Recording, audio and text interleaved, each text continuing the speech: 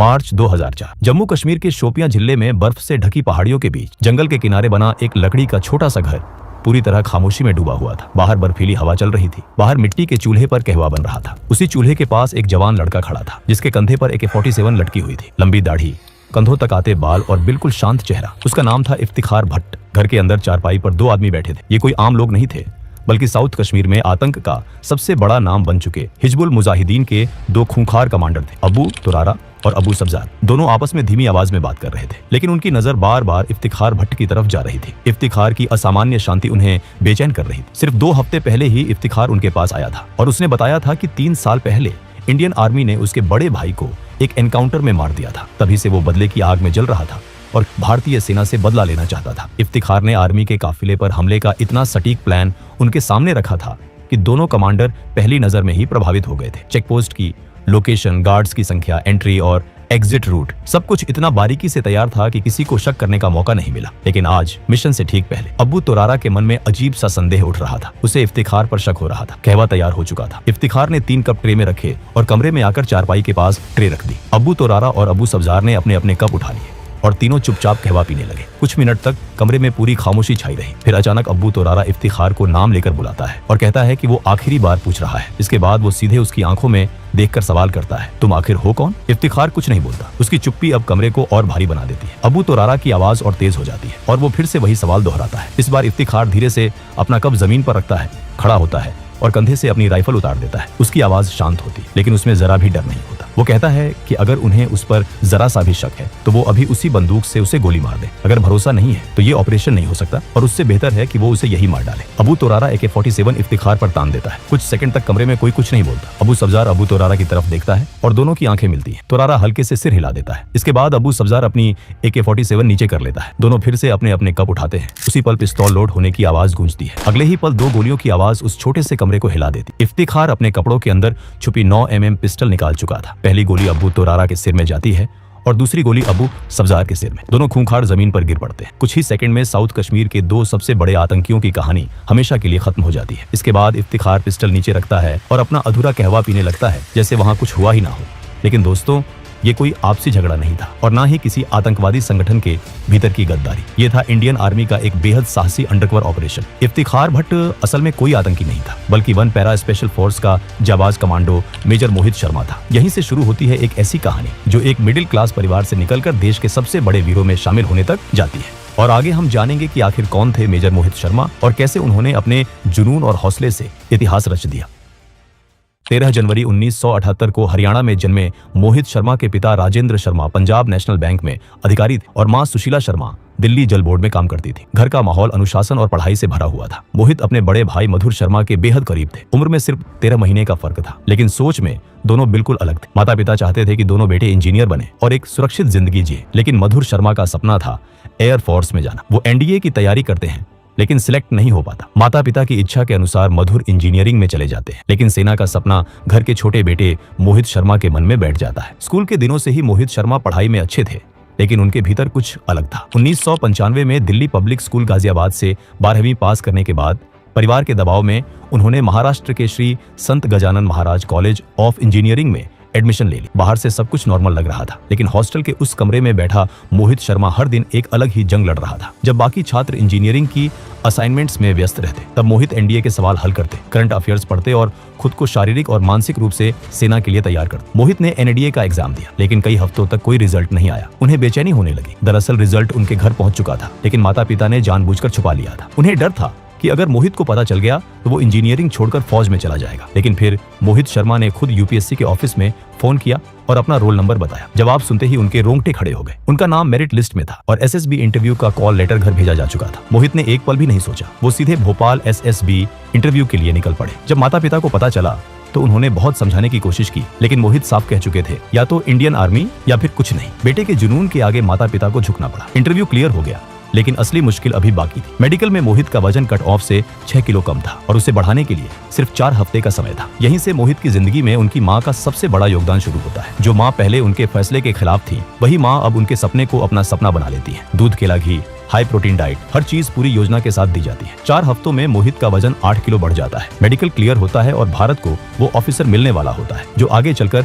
इतिहास रचने वाला था। पुणे के खड़कवासला में एनडीए ट्रेनिंग के 3 साल मोहित शर्मा को फौलाद बना देते हैं। बॉक्सिंग, स्विमिंग, घुड़सवारी, हर चीज में वो आगे रहते हैं। वो बॉक्सिंग में चैंपियन बनते हैं, घुड़सवारी में ट्रॉफी जीतते हैं। लेकिन मोहित सिर्फ एक फाइटर नहीं थे, उन्हें गिटार, माउथ ऑर्गन और सिंथेसाइजर बजाना भी आता था। 1999 में आईएमए देहरादून की ट्रेनिंग के दौरान कारगिल युद्ध शुरू हो जाता है। टीवी पर हर दिन देशभक्ति की खबरें, शहीदों की कहानियां और सैनिकों की बहादुरी मोहित शर्मा के भीतर आग भर देती है। 11 दिसंबर 1999 को उन्हें मद्रास रेजिमेंट की 5वीं बटालियन में 2nd लेफ्टिनेंट के रूप में पोस्ट मिल जाता है। उसी रात जब दोस्त जश्न मना रहे होते हैं, कोई उनसे पूछता है कि वो कहाँ पोस्टिंग चाहते हैं।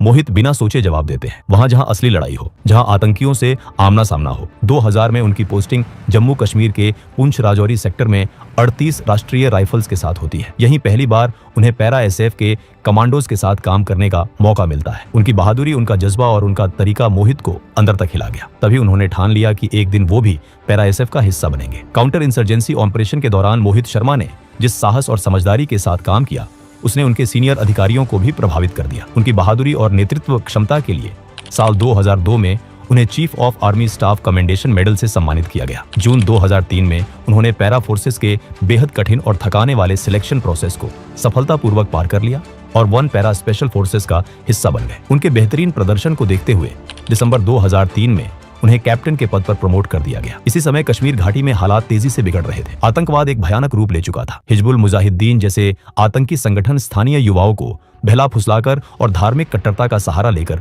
अपनी ओर खींच रहे थे। इस पूरे नेटवर्क के पीछे अब्बू सब्जार और अब्बू तोरारा जैसे खूंखार कमांडर थे। ये आतंकी आम नागरिकों के बीच अपनी पहचान छुपाए रखते थे, जिससे भारतीय सेना के लिए सटीक इंटेलिजेंस जुटाना बेहद मुश्किल हो गया था। इन्हीं हालात को देखते हुए सेना को एक ऐसे सैनिक की जरूरत थी जो आतंकियों के बीच घुल मिल सके, उनका भरोसा जीत सके और अंदर से पूरे नेटवर्क को तोड़ सके। इंटेलिजेंस यूनिट को इस खतरनाक भूमिका के लिए कैप्टन मोहित शर्मा से बेहतर कोई नहीं लगा। मोहित शर्मा ने बिना हिचकिचाए इस मिशन के लिए हामी भर दी। प्लान बनाई गई कि उन्हें एक नई पहचान दी जाएगी और उनका नाम इफ्तेखार भट्ट होगा। इस नई पहचान के साथ उन्हें हिजबुल मुजाहिदीन के कमांडरों अब्बू सब्जार और अब्बू तोरारा तक पहुंचना था। भरोसा जीतने के लिए उन्होंने एक दर्द भरी कहानी गढ़ी कि 3 साल पहले भारतीय सेना ने उनके भाई को एक एनकाउंटर में मार दिया था और अब वो बदला लेना चाहते हैं। मोहित शर्मा ने खुद को पूरी तरह एक कश्मीरी के रूप में ढाल लिया। उन्होंने दाढ़ी और बाल बढ़ाए, कश्मीरी पोशाक पहननी शुरू की, डोगरी और उर्दू सीखी, कुरान की आयतें याद की और नियमित रूप से मस्जिद जाने लगे। इफ्तेखार भट्ट बनकर वो कश्मीर की गलियों में घूमते, स्थानीय लोगों से बातचीत करते और अपने भाई की मौत का दर्द शेयर करते। करीब 2 महीने तक वो शोपियां और आसपास के गांवों में एक आम कश्मीरी की तरह रहे। धीरे धीरे वो हिजबुल के लोगों की नजर में आ गए। उन्हें लगा कि इफ्तेखार के अंदर भारतीय सेना के लिए जो नफरत है वो उनके मकसद के लिए बेहद उपयोगी हो सकती है। आखिरकार मार्च 2004 में इफ्तेखार भट्ट उर्फ कैप्टन मोहित शर्मा की मुलाकात अब्बू सब्जार और अब्बू तोरारा से करवाई गई। उन्होंने वही कहानी दोहराई और एक आर्मी चेकपोस्ट पर हमले का प्लान दिखाई, जिसमें पेट्रोल मूवमेंट और गुप्त पहाड़ी रास्तों के नक्शे भी शामिल थे। उनकी तैयारी और आत्मविश्वास ने आतंकियों को पूरी तरह यकीन दिला दिया। उन्हें लगा कि ये लड़का उनके लिए एक बड़ा हथियार बन सकता है। वो दोनों आतंकी मोहित शर्मा को अपने सबसे सुरक्षित ठिकाने पर ले जाते हैं। ये वही जगह थी जहां से बैठकर वो भारत के खिलाफ बड़ी साजिशें रचते थे। अगले 2 हफ्तों तक मोहित शर्मा उन्हीं आतंकियों के साथ रहते हैं। इस दौरान आतंकी उन्हें ट्रेनिंग देते हैं, हथियारों के इस्तेमाल के तरीके समझाते हैं और अपने मूवमेंट, सप्लाई रूट्स और सुरक्षित ठिकानों की जानकारी भी शेयर करते हैं। आखिरकार वो दिन भी आ जाता है जब उसी हाइडआउट में भारतीय सेना पर हमले की पूरी प्लान तैयार हो जाती है। हैरानी की बात यह थी कि इस हमले का मास्टरमाइंड इफ्तेखार उर्फ मोहित शर्मा को ही बनाया गया। उसी रात ग्रेनेड की एक कंसाइनमेंट आने वाली थी। अगली सुबह 3 और आतंकी वहां पहुंचने वाले थे और फिर दोपहर तक सेना की टुकड़ी पर हमला होना था। लेकिन इसी बीच अब्बू तोरारा के मन में इफ्तेखार को लेकर हल्का सा शक पैदा होने लगता है। सब्जार से कहता है कि उसे कुछ गड़बड़ लग रही है, क्योंकि इफ्तेखार के बारे में उनके पास उसकी कहानी के अलावा कुछ और नहीं है। तभी इफ्तेखार भट्ट बने मोहित शर्मा 3 गिलास कहवा लेकर कमरे में आते हैं। वो दोनों को कहवा देते हैं और खुद खाट के किनारे बैठ जाते हैं। तीनों के पास AK-47 राइफलें थी। फिर अचानक तोरारा सख्त आवाज में पूछता है कि सच बताओ, तुम आखिर है कौन? ये सुनकर मोहित धीरे से अपना ग्लास नीचे रखते हैं। वो खड़े होते हैं, कंधे से अपनी राइफल उतार देते हैं और कहते हैं कि अगर भरोसा नहीं है तो अभी गोली मार दो। अबू तोरारा AK-47 इफ्तिखार पर तान देता है। अबू सब्जार अबू तोरारा की तरफ देखता है और दोनों की आंखें मिलती हैं। तोरारा हल्के से सिर हिला देता है। इसके बाद अबू सब्जार अपनी AK-47 नीचे कर लेता है, लेकिन मोहित समझ चुके थे कि अब एक पल की भी देरी जानलेवा हो सकती है। उसी क्षण वो अपने कपड़ों के अंदर छिपी 9mm पिस्तौल निकालते हैं और पलक झपकते ही दोनों आतंकियों को सिर में गोली मार देते हैं। इसके बाद मोहित शर्मा बैठ जाते हैं और बचा हुआ कहवा ऐसे पीते हैं जैसे वहां कुछ हुआ ही ना हो। जिस मिशन के लिए उन्होंने महीनों मेहनत की थी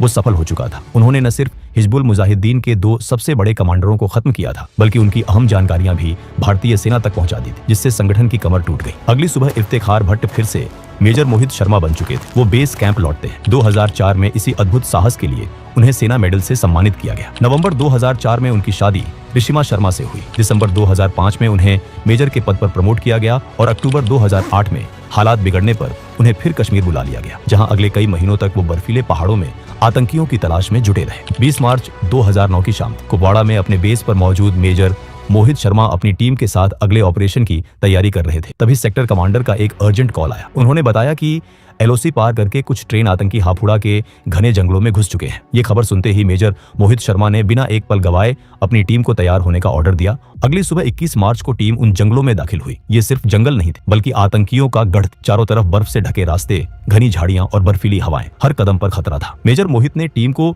3 टुकड़ियों में बांटा और बर्फ पर बने पैरों के निशानों का पीछा शुरू किया। कुछ ही दूरी पर पहुंचते ही आतंकियों ने अचानक फायरिंग शुरू कर दी। वो पहले से घात लगाए बैठे थे और जंगल से 3 दिशाओं से हमला कर रहे थे। उनके पास AK-47 राइफलें थीं और इलाके के सटीक नक्शे भी। स्थिति भांपते ही मेजर मोहित ने साथियों को कवर लेने और पीछे हटने का ऑर्डर दिया। जब एक हवलदार ने उनसे खुद कवर में आने को कहा तो मोहित ने साफ कहा, पहले तुम जाओ, मैं बाद में आऊंगा। मोहित खुले में रहकर आतंकियों पर फायरिंग करते रहे ताकि उनकी टीम सुरक्षित पोजीशन ले सके। इसी दौरान एक गोली उनके हाथ में लगी। उन्होंने तुरंत कपड़े से घाव बांधा और फिर से फायरिंग शुरू कर दी।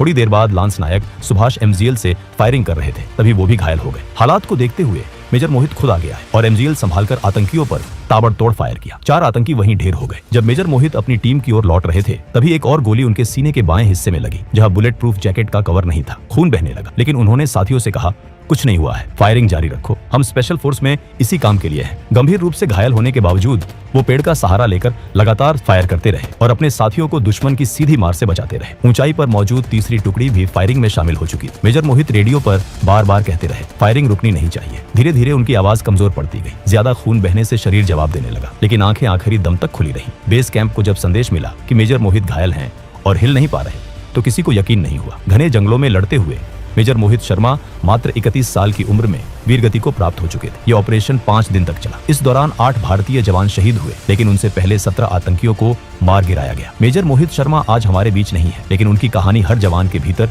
जोश भरती है। उनके अद्भुत साहस और बलिदान के लिए उन्हें मरणोपरांत देश का सर्वोच्च वीरता पुरस्कार अशोक चक्र से सम्मानित किया गया। गाजियाबाद में उनके नाम पर मेट्रो स्टेशन, सड़क और भव्य प्रतिमा आज भी ये याद दिलाती है कि हम चैन की नींद इसलिए सो पाते हैं क्योंकि मेजर मोहित शर्मा जैसे वीर अपनी पूरी जिंदगी देश पर न्योछावर कर देते हैं। दोस्तों, अगर हमारा ये वीडियो पसंद आया हो तो वीडियो को एक लाइक जरूर करें और कमेंट कर बताएगा कि आपको अगला वीडियो किस टॉपिक पर चाहिए। जय हिंद।